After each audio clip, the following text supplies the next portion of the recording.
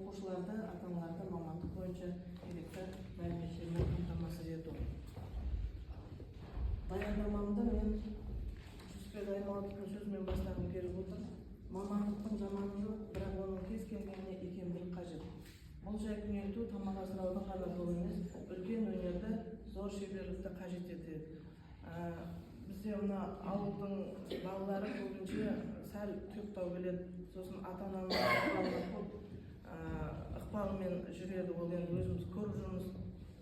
Былтырғы біз жұмысымыздың несінде осы жаңағы үгіттеп, өздерінің бағыт-бағдар берудің арқасында шығар деп ойлаймын. Былтырғы түлектердің біреуі де мұғалімдікке тапсырмады. Енді ол осы жерде тапсырма берілді.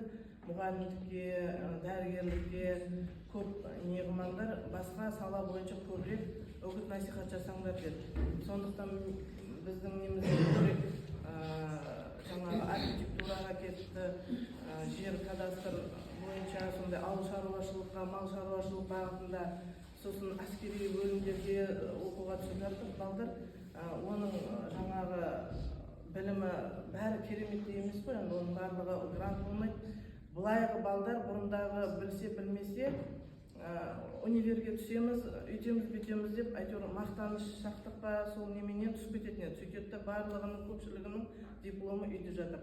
Ал енді биыл бізде көпшілігі жаңағы автомеханик, осындай екінші дәрежедегі мамандықтарға көп балалар барды, жаңағы 11-ді бітіріп. Автоэлектрик деген жаңағы ол балаларға көбірек керек.